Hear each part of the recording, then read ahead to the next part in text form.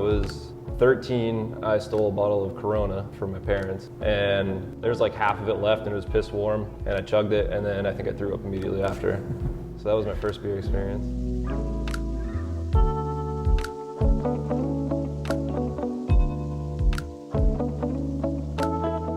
I'm Jesse O'Brien. I am co-owner and vice president of Branch and Blade. I'm Trevor Bonnet. I'm co-owner and president of Branch and Blade.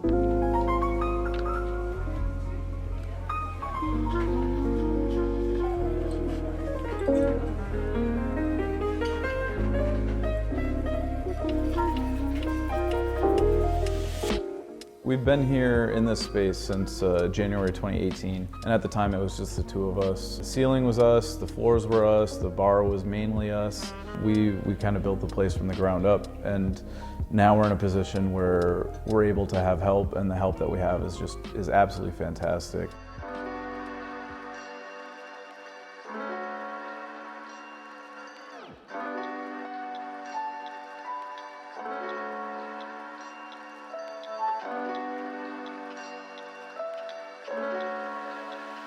My name is Austin Rita, and I'm the co-owner of Street Savory Food Truck and Street Savory Kitchen here at Branch and Blade Brewing. We needed a spot to kind of have a home base, a commissary they call it in the food truck world. We connected with Trevor and Jesse from Branch and Blade Brewing. They had an excess amount of kitchen space at the time that they weren't using, so it became a home base for our truck.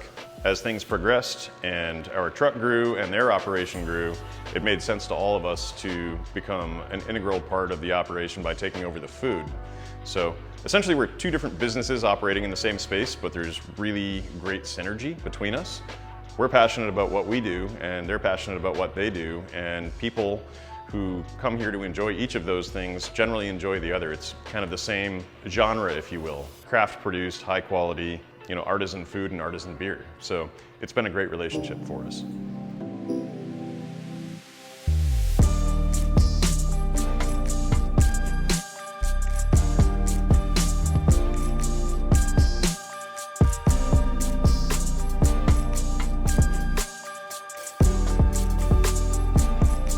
Well, we have a 7-barrel system. It's the same system that we started with, but we had less than half of the fermentation capacity that we do now. We can do about 98 barrels a month, which is what we are producing at right now.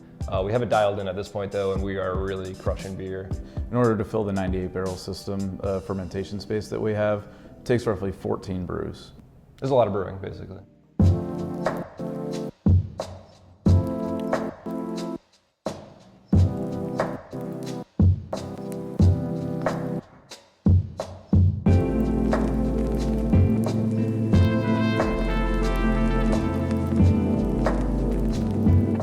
What do we can at a time does the canning line run? So we typically, we base it off of what we're canning. So if it's a single batch, we'll can 20 to 30 cases. If it's a double batch, we'll can 50 to 70 cases. And if the canning line's running properly, we do 18 to 20 cans a minute. So it's not a huge time investment. So the schedule is very loose on what we're canning, but once we get going and everything's running properly, it's a pretty easy job. Yeah, on average, we're probably doing about 120 cases a week.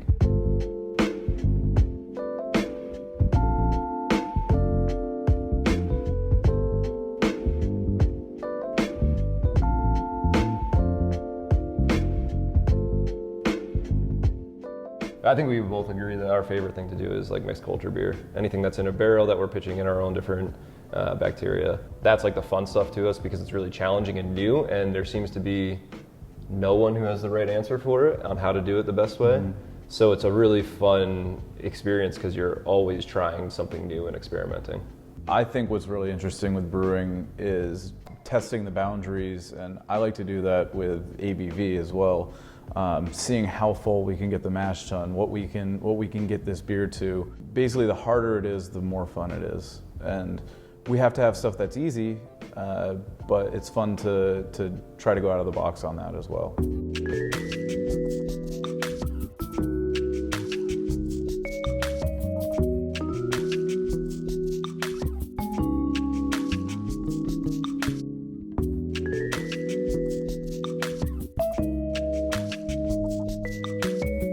We get the recipes for our beers from late nights typically.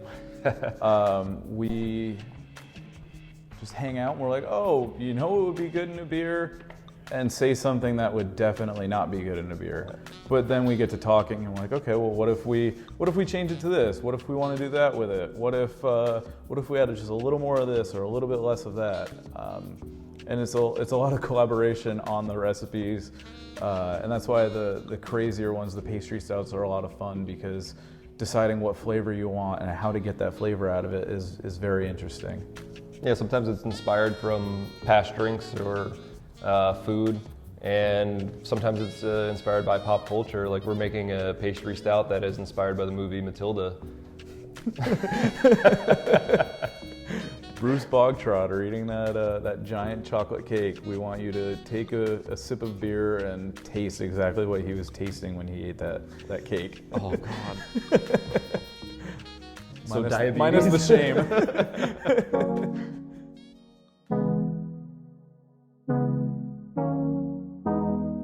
I think the total unique beers we've brewed is about 105.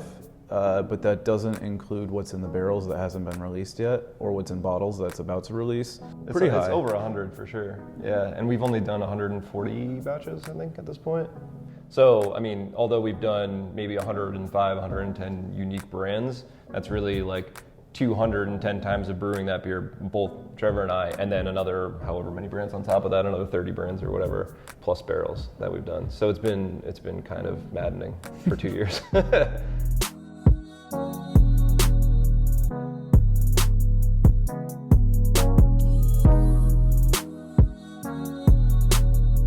We originally opened with the mindset that we weren't going to tell customers what they wanted. We were going to let them tell us what they wanted and then go from there. Being that we were new and trying to learn so much in the beginning, it wasn't really worth opening and saying, hey, this is our IPA. This is what you're always going to get. We thought we'd rather get feedback, kind of like what we did with the name Branch and Blade. We crowdsourced it mostly, and then we knew what people wanted and we went with that. And it's the same thing with beer. We're working on a couple core beers right now. We'll probably have an IPA, a double IPA, a stout, and then some kind of fruited sour. But yeah, those are in the plans. It's taken a while to develop because we wanted to make sure we get it right.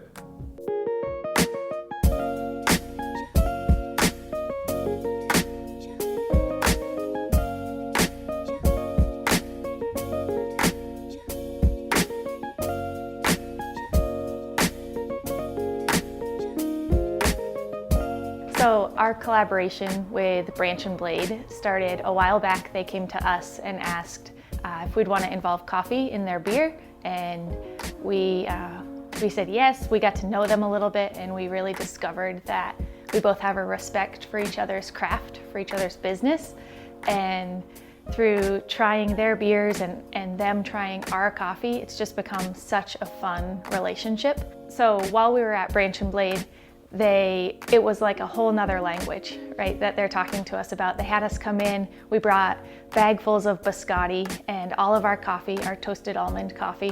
We mixed the biscotti in, we dumped it in, we were able to stir it, and there were just so many different steps to the process that Judy and I had no idea that it was so involved, and it was so cool to watch it happen.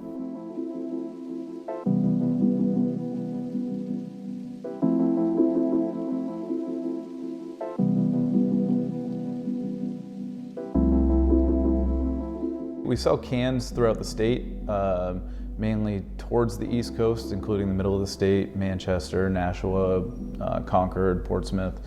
And on tap, it's basically the same thing, and right now we're working on pushing more tap lines. In the beginning, we had a smaller system and we didn't really push out as much, and we still want most of it in-house. And some of the places that we've formed relationships with have been great. I mean, Hungry Diner in Walpole was the first place we were ever on tap, and they actually had to convince us to let us be on tap there because we wanted control of every single part of it, and they really opened our eyes to the whole distribution aspect of the business.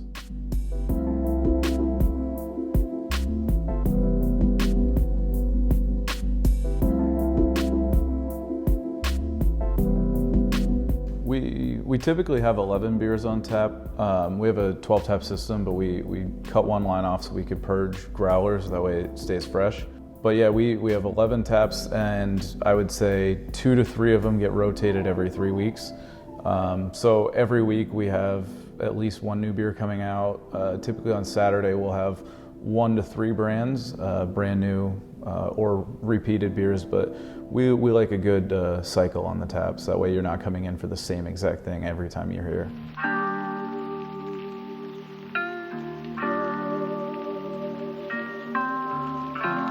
Our labels are made, probably 90% of them are made by Kristen. She actually was a Keene State grad. She was an artist, so we just reached out to her and was asking if she had any interest doing some freelance work with us. And she did, so she made a couple of labels in the beginning, and it kind of developed into our identity, I guess. We didn't really have a particular style that we were shooting for or anything, but we just liked her art, and then after, I don't know, maybe 10 cans or so, or a dozen cans, it just became, her art became our thing.